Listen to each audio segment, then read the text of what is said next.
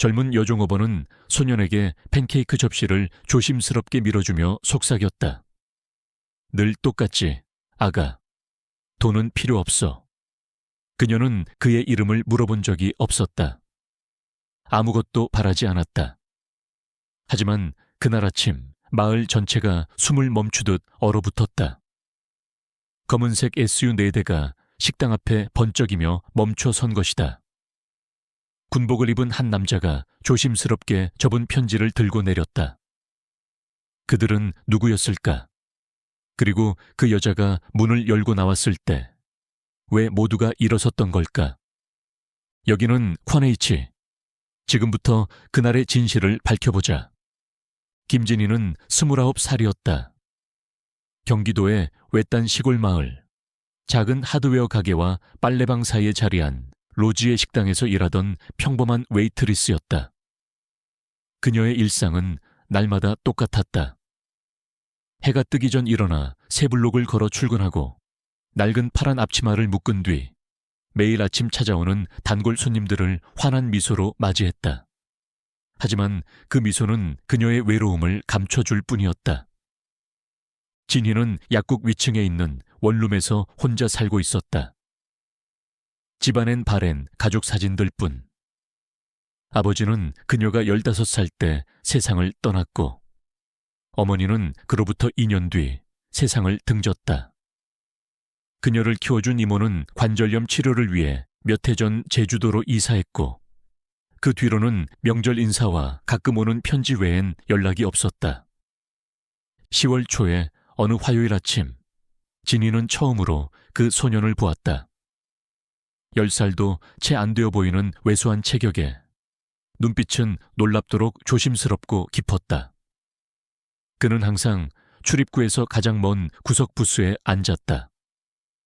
몸보다 훨씬 큰 배낭을 옆에 두고 책 한 권을 펼쳐 테이블 위에 올려놓은 채였다. 첫날 그는 물 한 잔만 주문했다. 진희는 종이 빨대를 꽂아 미소와 함께 물을 건넸고 그는 거의 보이지 않을 정도로 고개를 끄덕이며 감사 인사를 했다. 둘째 날도, 셋째 날도, 넷째 날도 마찬가지였다. 진희는 그의 패턴을 금세 눈치챘다. 소녀는 오전 7시 15분에 정확히 도착했다. 학교 등교 시간이 8시라면 딱 45분 전에 도착한 셈이었다. 식당에서 세 블록 떨어진 초등학교에 다니는 것 같았다. 그는 항상 조용히 앉아 책을 읽으며 다른 손님들이 팬케이크나 계란, 베이컨, 토스트를 주문하는 걸 지켜보았다. 오전 7시 55분이 되면 책을 덮고 조용히 감사 인사를 한 뒤 아무것도 먹지 않은 채 자리를 떠났다. 15일째 되는 날, 진희는 실수처럼 팬케이크 한 접시를 가져다 주었다. 아, 미안해요. 그녀는 혼잣말처럼 말하며 접시를 놓았다. 주방에서 주문을 잘못 받아서 하나 더 만들었나 봐요. 버릴 빼야 여기 놔둘게요. 소녀는 올려다보았다. 의심과 배고픔이 동시에 어린 눈에 어렸다.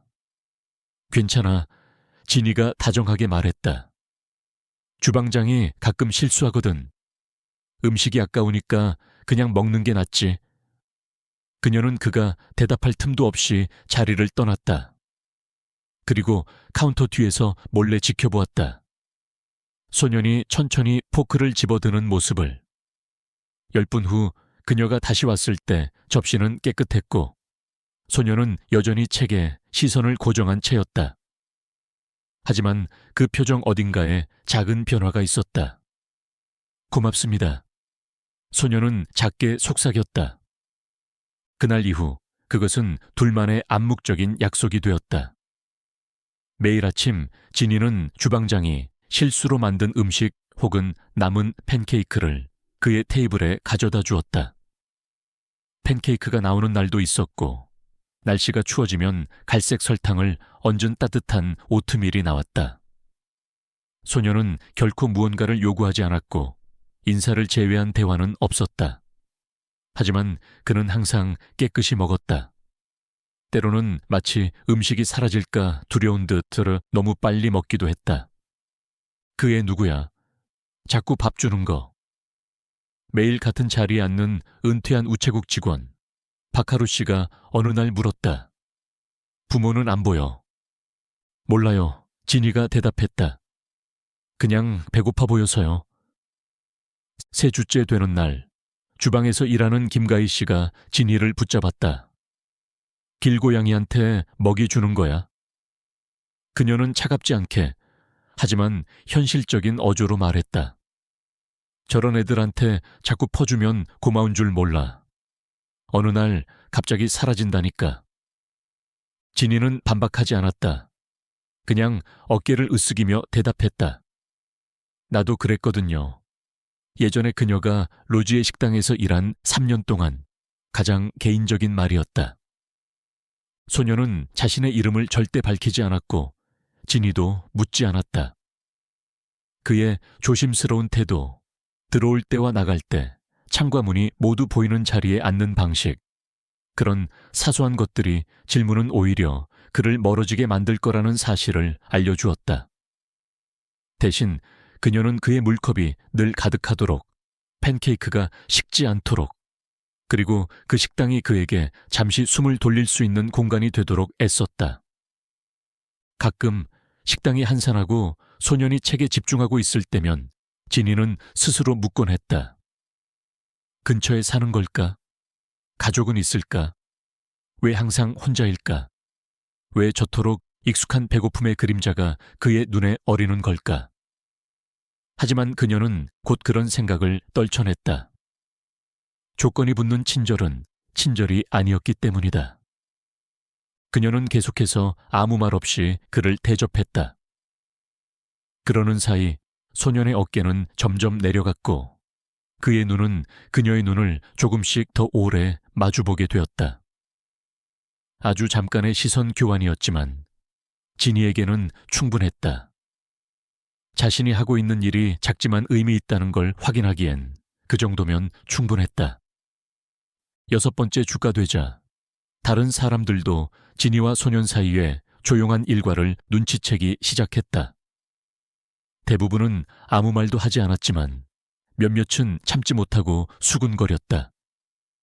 그 말들에는 도움을 받아본 기억이 희미해진 이들의 특유의 냉소가 담겨 있었다. 회사 시간에 자선 활동하시는 건가요? 매일 아침 식당에 오는 중년의 남성이 비꼬듯 물었다. 요즘 애들은 어딜 가나 공짜만 바란다니까. 세상 많이 변했네. 또 다른 단골이 코웃음치며 말했다. 우리 때는 아무도 그냥 공짜로 밥 안 줬지. 슬퍼 보인다고? 진이는 그런 말들을 들으며도 아무런 반응을 보이지 않았다. 그녀는 오래전에 깨달았다. 친절을 방어하려 들면 오히려 사람들의 마음은 더 다친다는 걸. 하지만 매니저인 마크 윤은 그렇게 넘어가지 않았다. 그는 어느 아침 진이를 주방 뒤 작은 사무실로 불렀다. 땀이 배인 이마 아래 진지한 표정이었다. 그 애랑 네 행동 다 보고 있었어. 그는 테이블을 손가락으로 두드리며 말했다. 직원이 음식 그냥 주는 건 곤란해. 장세도 안 좋고 다른 사람들도 따라하면 곤란하다고. 진이는 앞치마를 꼭 쥔 채 조심스레 말했다. 제가 직접 계산할게요. 제 팁에서요. 마크의 눈썹이 치켜올랐다. 팁으로? 내 월세도 간신히 내잖아. 제 선택이에요. 그녀의 목소리엔 단단한 무언가가 있었다. 하루에 한 끼뿐이에요. 괜찮아요. 마크는 잠시 그녀를 응시하더니 한숨을 쉬었다. 알았어. 하지만 일이 흐트러지거나 그 애가 문제 일으키면 바로 끝이야. 알겠지?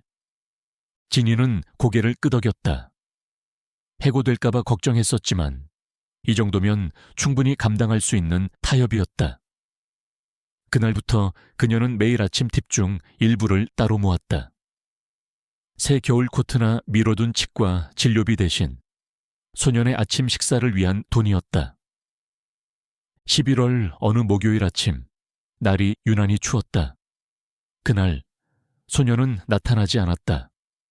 진희는 몇 분마다 문을 바라보며 불안한 마음을 숨기지 못했다. 그가 앉던 부스에 팬케이크 한 접시를 미리 준비해놓고 기다렸다. 혹시 몰라서였다. 음식 아깝네. 지나가던 가희가 고개를 절레절레 흔들며 중얼거렸다. 마감 시간까지도 그 접시는 그대로였다. 누구의 손도 타지 않은 채 마치 말없는 꾸짖음처럼. 진희는 참아 버릴 수 없어 그것을 포장해 집으로 가져갔다. 다음 날도 그 다음 날도 소녀는 오지 않았다. 일주일이 지나도 그의 모습은 보이지 않았다. 그제야 진희는 문득 가희의 말이 맞았던 걸까 하는 생각에 마음이 허물어졌다. 그 애는 그저 떠난 걸까? 길고양이처럼 흔적도 없이? 이름 하나 모르는 아이였지만 그의 빈자리는 너무도 크게 느껴졌다. 누군가가 꺼버린 작은 등불처럼 10번째 날 가희가 다시 말했다. 이번에는 따뜻하지는 않았지만 무정하지도 않은 목소리였다. 내가 뭘 했어? 그런 애들은 공짜 끊기면 그냥 사라져. 늘 그래. 그 무렵 진희는 한 손님이 빈 부스를 사진 찍는 걸 보았다. 다음 날 그 이유를 알게 되었다. 동네 SNS 커뮤니티에 그 사진이 올라온 것이다. 캡션은 조롱조로 가득했다. 로지 식당 상상의 자선 아동에게 조식 제공 중? 댓글들은 더 심했다. 공짜 밥으로 이미지 장사 중인가? 가짜 불우 아동? 다음에 이상한 애가 접근하면 다 조작이라 생각해라. 저 웨이트리스, 좀 현실을 봐야 해. 진희는 남의 평가에 쉽게 흔들리는 사람은 아니었지만 이번엔 아팠다. 그 악에 없는 선의가 조롱으로 돌아왔을 때 처음으로 자신의 선택이 옳았는지 의심하게 되었다. 정말 잘못된 기대였을까? 누군지도 모르는 아이에게 너무 많은 감정을 걸었던 건 아닐까? 그날 밤 그녀는 위안이 필요해 오래된 나무 상자를 꺼냈다. 가장 소중한 물건들이 담긴 작은 상자. 안에는 군복을 입은 아버지의 바랜 사진이 있었다. 사막 배경 속에서도 그의 미소는 부드러웠다. 그 옆에는 늘 들고 다니시던 작은 가죽 수첩이 있었다. 진희는 이미 수십 번은 넘겼을 낡은 페이지를 펼쳤다. 오늘 반쪽 분량의 식량을 현지 소년에게 나눠줬다. 존슨은 미쳤다고 했다. 적군에게 위치를 노출할지도 모른다고.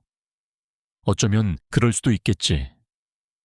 하지만 그 아이의 눈빛, 엄마가 힘든 시절 내게 마지막 빵 조각을 건넬 때 내 눈에 비친 그 감정이었어.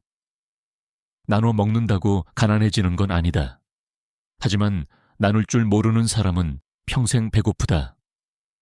진희는 아버지의 필체를 손가락으로 따라가며 마음속으로 그 문장을 되뇌었다. 갑자기 모든 것이 분명해졌다. 그 아이의 이름도 사연도 모른다. 하지만 배고픔은 누구보다 잘 안다. 그리고 그 배고픔은 이유보다 빵을 원한다.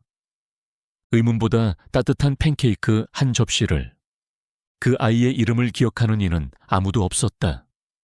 도움을 준 사람의 얼굴도 남지 않았다. 하지만 매일 아침 누군가는 더 이상 배고프지 않았다.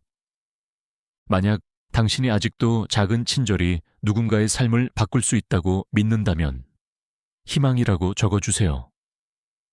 소년이 마지막으로 모습을 보인 지 23번째 되는 아침, 진희는 기대감을 내려놓은 채 출근했다. 습관처럼 7시 15분이 되면 문을 바라보았지만 그 설레는 기다림은 이제 조용한 체념으로 바뀌어 있었다. 그럼에도 불구하고 그녀는 작은 팬케이크 접시를 준비해 그의 자리, 항상 그가 앉았던 구석 부스에 놓았다. 오전 9시 17분. 모든 것이 변했다. 첫 번째 징후는 식당 안을 가득 메우던 일상의 소음이 갑자기 멎은 것이었다. 진이는 창가 쪽 부스에서 커피를 리필하던 중이었다. 그녀는 고개를 들어 창밖을 보았다. 검은색 SU 4대가 정부 번호판을 달고 식당 앞 주차장으로 정확하게 들어오고 있었다. 차들은 정교하게 반원 형태로 정렬되었고 문이 열리자 제복을 입은 남성들이 일사불란하게 내렸다. 그들은 각 차량 옆에 서서 경계 자세를 취했다. 맨 앞 차량에서 한 남자가 내렸다. 그는 군복을 입고 있었으며 햇볕에 그을린 얼굴엔 깊은 주름이 패여 있었고 오랜 시간 전장을 누빈 듯한 침착한 기운이 흘렀다. 그의 가슴팍에는 수많은 리본과 훈장이 반짝이고 있었고 그의 존재만으로도 주변의 공기가 바뀌었다. 그는 식당 외벽을 한번 훑어본 후 2명의 젊은 장교와 함께 식당으로 걸어 들어왔다. 문 위의 종이 평소보다 크게 울렸다. 갑작스러운 정적 속에서 그 소리는 귀를 찔렀다. 마크 유 매니저가 뒷문에서 얼굴을 내밀고 허둥지둥 넥타이를 정리하며 나왔다. 무슨 일로 오셨습니까? 그의 목소리는 한 옥타브나 높아져 있었다. 장교는 모자를 벗으며 말했다. 이곳에서 일하는 분 중 김진이라는 분을 찾습니다. 식당 안은 숨소리조차 들릴 정도로 조용했다. 모든 시선이 진이를 향했다. 그녀는 손에 커피포트를 든 채 천천히 앞으로 나섰다. 제가 김진이입니다. 목소리는 가늘었지만 담담했다. 손은 떨리고 있었지만 그녀는 그것을 감추려 애쓰지 않았다. 그 장교는 눈빛을 조금 누그러뜨리며 말했다. 김진희 씨, 맞습니까? 그녀는 고개를 끄덕이고 포트를 조심히 내려놓았다. 저는 데이비드 류 대령입니다. 대한민국 특수전사령부 소속입니다. 그는 가슴에서 공식 서류 봉투를 꺼냈다. 이건 특수작전 지휘본부의 공식 감사 서한입니다. 그리고 이건 아담의 아버지에게서 온 개인적인 메시지입니다. 아담. 진이는 그 이름을 되뇌었다. 낯선 이름이지만 어딘가 익숙한 울림이었다. 당신이 지난 몇 달 동안 아침 식사를 챙겨주신 소년의 이름입니다. 아담 김. 류 대령은 천천히 말했다. 그의 아버지는 김정은 원사였습니다. 제가 지휘하던 부대의 최고의 병사 중 한 명이었습니다. 그의 말에서 사용된 과거형이 진이의 가슴을 짓눌렀다. 그 아이는 괜찮은가요? 진이는 간신히 물었다. 안전합니다. 지금은 조부모님과 함께 강원도에 있습니다. 하지만 그동안 아버지가 해외 파병을 나간 후 혼자서 모든 걸 견뎌냈습니다. 어머니는 남편이 떠난 직후 집을 나갔고 아담은 그 사실을 누구에게도 말하지 않았습니다. 너무 자존심이 강했고 어른들에게 맡겨질까봐 두려웠던 겁니다. 그 순간 수많은 퍼즐 조각들이 진이의 머릿속에서 하나로 맞춰지기 시작했다. 아이의 경계심, 조심스러운 태도, 그리고 단순한 허기가 아닌 더 깊은 결핍이 담긴 눈빛까지. 김원사는 아프가니스탄에서 2달 전 전사했습니다. 류 대령의 목소리는 엄숙했지만 감정을 억누르지 못하고 있었다. 그가 마지막으로 남긴 편지 중 한 구절이 우리에게 이렇게 말했습니다. 혹시 내가 돌아가지 못한다면 아침마다 내 아들에게 아무것도 묻지 않고 밥을 챙겨주던 진희 씨를 꼭 찾아가 감사 인사를 전해달라. 그는 봉투에서 한 장의 손편지를 꺼냈다. 바랜 종이였고 잉크가 약간 번져 있었다. 그녀는 아담에게 단 한 번도 이유를 묻지 않았습니다. 왜 혼자인지, 왜 배고픈지 묻지 않았어요. 그냥 매일같이 묵묵히 아침을 챙겨주었습니다. 그녀는 단지 굶주린 아이를 먹인 것이 아닙니다. 전쟁터로 향한 한 군인의 아들을 부끄러움 없이 살아갈 수 있도록 품어주었습니다. 진희는 손이 떨리는 채로 편지를 받았다. 눈물이 그녀의 시야를 흐리게 했다. 류 대령의 목소리는 멀게만 들렸다. 그 편지는 김원사의 추모식에서 낭독되었습니다.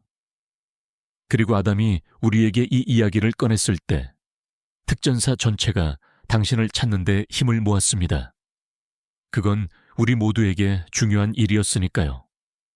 식당 안은 죽은 듯이 조용했다. 불평을 늘어놓던 손님들조차 아무 말 없이 고개를 떨군 채 있었다. 류 대령은 자세를 바로잡고 진희에게 정중한 경례를 올렸다. 민간인에게는 좀처럼 하지 않는 깊은 존경의 표시였다. 그의 뒤에 있던 모든 군인들도 동시에 거수경례를 했다. 대한민국 특수전사령부를 대표하여 김정은 원사의 전우들을 대신하여 그리고 가장 중요한 아담을 대신하여 진심으로 감사드립니다. 진희는 움직일 수 없었다. 단지 몇 접시의 팬케이크와 계란, 우유 한 잔, 그리고 질문 없는 미소.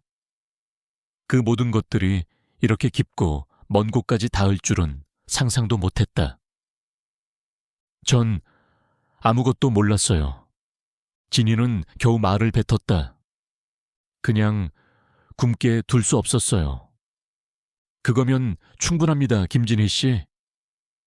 류 대령은 고개를 끄덕이며 말했다. 때로는 이유를 묻지 않고 배고픈 아이에게 밥을 주는 것.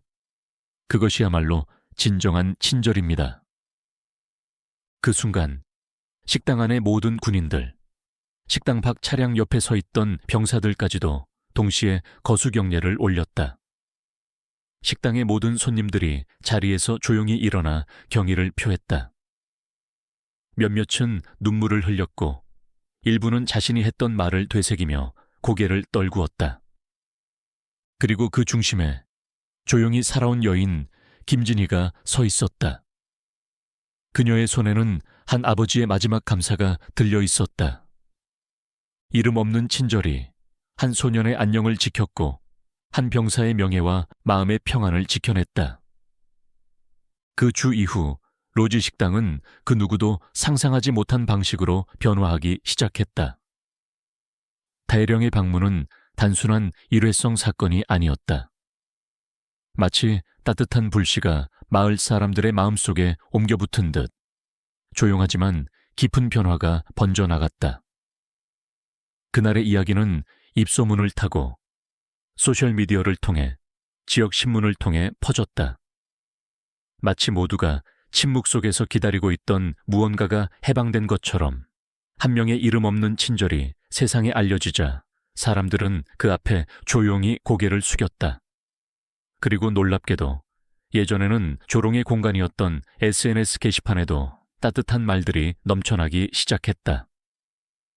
김진희 씨, 감사합니다. 우리 아들도 군에 있습니다.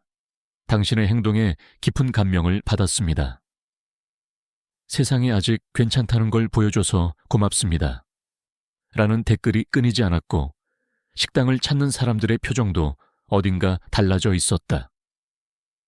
단골 손님들은 이제 진희의 구역을 일부러 찾았다. 주문지에 특별한 문구를 적는 사람도 있었고 감사의 의미로 놓고 가는 팁도 훨씬 많아졌다. 팁 봉투 속에는 송을시로 이런 말이 쓰여 있었다. 당신 덕분에 나도 다시 누군가를 도와볼 용기를 냅니다. 그 아이는 행운아예요. 당신 같은 어른을 만났으니까요. 마크 유 매니저 역시 변했다. 처음엔 계산기만 보던 그였지만 이제는 진심 어린 존경의 마음을 담아 진희의 행동을 받아들였다. 그는 아담이 앉았던 구석 부스 위에 작은 성조기를 걸었고 그 아래에는 간결한 문구가 적힌 명패가 놓였다. 국가를 위해 복무하는 이들과 그들을 기다리는 가족을 위한 자리. 조용한 경이였고 누구도 함부로 앉지 않는 자리였다. 하지만 그 부스는 다시는 비어있지 않았다. 지나가던 군인, 베테랑, 혹은 말은 없지만 표정 속에 사연이 담긴 가족들이 조용히 앉아 음식을 먹고 커피를 마시고 잠시 세상으로부터 숨을 돌렸다. 그리고 그 자리에는 언제나 따뜻한 팬케이크 한 접시와 진이의 조용한 미소가 함께했다. 그날 이후 일주일이 지나자 진이 앞으로 커다란 노란 봉투 하나가 도착했다. 필체는 아이가 쓴 듯 조심스러운 느낌이었고 안에는 줄간이 있는 노트 한 장이 접혀 있었다. 진이 씨에게. 그날 대령님이 오시기 전까지는 이름도 몰랐어요. 하지만 그 몇 달 동안 매일 아침 당신은 저를 투명인간처럼 보지 않았어요. 망가진 아이처럼도 보지 않았어요. 그냥 평범한 사람처럼 대해줬어요. 아빠는 항상 말했어요. 진짜 영웅은 망토를 두르지 않는다고요. 군복을 입는다고요. 그런데 저는 생각해요. 때로는 앞치마를 두른 사람도 영웅일 수 있어요.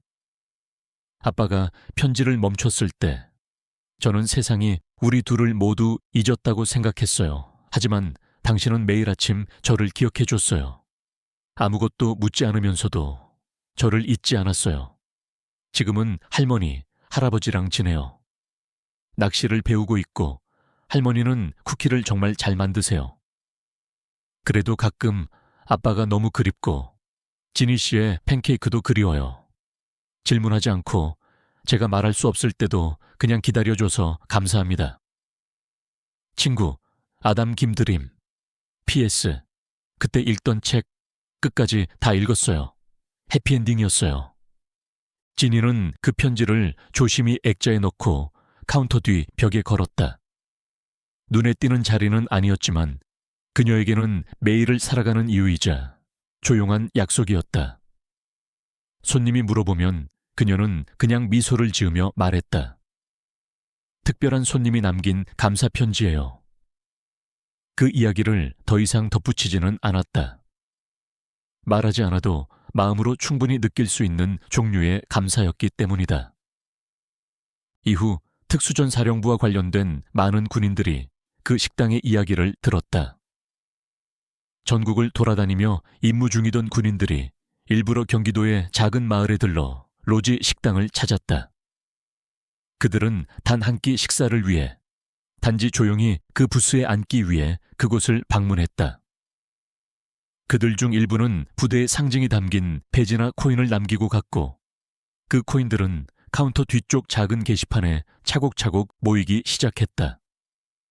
전 세계의 다양한 부대 이름이 적힌 배지들, 조용한 형제의 증표들이 진이의 공간을 가득 메우기 시작했다. 그로부터 3달이 지난 어느 날, 근처 초등학교 학생들이 견학을 마치고 로지 식당에서 단체 점심을 먹게 되었다. 식당은 아이들의 웃음소리와 뒤섞인 주문들로 평소보다 더 활기찼고 진이는 조용히 물잔을 리필하며 아이들 사이를 오갔다. 그러던 중 앞머리를 가지런히 자른 8살 남짓한 여자아이가 진이를 유심히 바라보더니 갑자기 입을 열었다. 우리 아빠가 그랬어요. 이모는 진짜 영웅이라고. 말투는 아주 당당했고 주변은 금세 조용해졌다. 진이는 아이의 눈높이에 맞춰 무릎을 굽혔다. 그래? 너는 어떻게 생각하는데? 아이는 진지하게 고개를 갸웃거리더니 물었다. 이모는 진짜 영웅 같아요. 그렇게 느껴져요.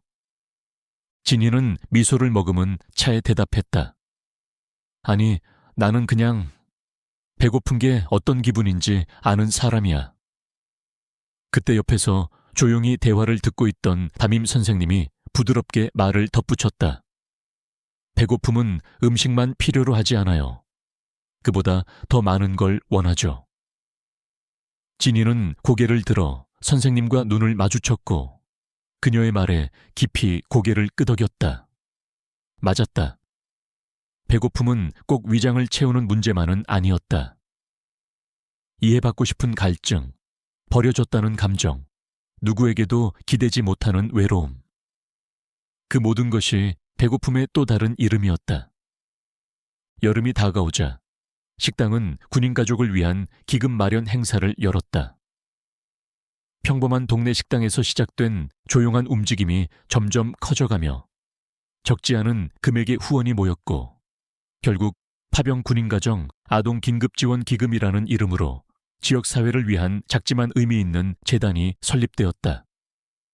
놀랍게도 마크 유 매니저는 개인적으로 같은 금액을 매칭 기부했다. 처음엔 눈치만 보던 그가 누구보다 묵묵히 변화의 한가운데에 서 있었다. 그는 어느 날 식당 마감 무렵 혼잣말처럼 말했다. 예전엔 우리 아버지가 왜 동네 아이들한테 그렇게 밥을 퍼주던지 이해 못했어요. 엄마는 늘 화내셨고요. 근데 이제 좀 알 것 같아요. 가끔 밥 한 끼는 그냥 음식이 아닐 수도 있더라고. 조용한 화요일 아침, 아담이 처음 식당에 들어섰던 지 딱 1년 되는 날이었다. 지니는 평소처럼 출근해 앞치마를 걸치고 주문장을 꺼내려 했는데 그 자리 위에 낯선 금속 물체가 올려져 있었다.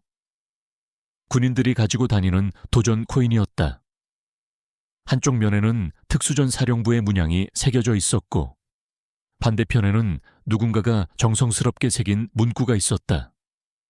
샘플 메모얼. 항상 기억합니다.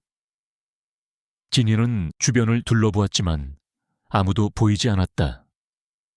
가게 바깥으로 나가 길가를 살폈지만 이상한 차량이나 낯선 인물도 없었다. 단지 조용한 아침. 잔디밭에서 스프링클러가 돌아가고 멀리서 학교버스 소리가 울리는 평온한 풍경뿐이었다. 그녀는 코인을 조심히 주머니에 넣었다. 그 작은 무게가 마음속 깊은 곳을 따뜻하게 눌러주었다. 어쩌면 아담이 직접 다녀간 것일지도 모른다. 아니면 그의 가족 혹은 한 명의 전우. 이유는 중요하지 않았다. 중요한 건 누군가는 기억하고 있었다는 사실이었다. 그날 저녁 퇴근하려고 앞치마를 벗는데 지니는 마크가 식당 앞 유리창에 새 표지판을 붙이는 걸 보았다. 하얀 배경에 깔끔하게 쓰인 문구. 과장도 광고도 없는 문장 하나. 누구든지 얼마를 낼 수 있든지 배고픈 채로 나가는 손님은 없습니다. 지니가 그 모습을 물끄러미 바라보자 마크는 어깨를 으쓱하며 말했다. 새 정책이야. 이제는 그럴 때가 된 것 같아서. 지니는 조용히 웃으며 고개를 끄덕였다. 그 말 속에 담긴 진심을 느낄 수 있었다. 더 이상 설명도 설득도 필요 없었다. 말 대신 행동으로 보이는 존중. 배고픔을 바라보는 태도가 이 작고 조용한 공간 속에서 변해가고 있었다. 지니는 천천히 집으로 걸어갔다. 저녁 하늘이 붉게 물들고 식당 위로 걸린 태극기가 바람에 가볍게 펄럭이고 있었다. 주머니 속의 도전 코인이 가볍게 흔들렸다. 그녀는 아담을 떠올렸다. 이제는 할머니, 할아버지와 함께 지내며 조금씩 자라가고 있을 소년. 어쩌면 아버지의 기억을 가슴속에 품고 언젠가는 세상의 누군가에게 또 다른 한 끼를 건네줄 사람이 되었을지도 모른다. 그녀는 바랐다. 그 아이가 알고 있기를. 세상은 차갑고 복잡할 때도 많지만 그 속에서도 조용한 친절은 여전히 존재하며 그것이 사람을 지탱할 수 있다는 것을. 모든 친절이 보상을 받는 것은 아니다. 모두가 알아주는 것도 아니다. 하지만 어떤 사람은 단지 오늘 누군가가 배고프지 않았다는 사실 하나만으로도 충분히 의미를 느낀다. 그리고 그 하루가 누군가의 인생을 바꾼다. 이 이야기를 며칠 후 잊을 수도 있다. 하지만 아무도 이 이야기를 다시 전하지 않는다면 역사는 영원히 침묵한 채 남을 것이다.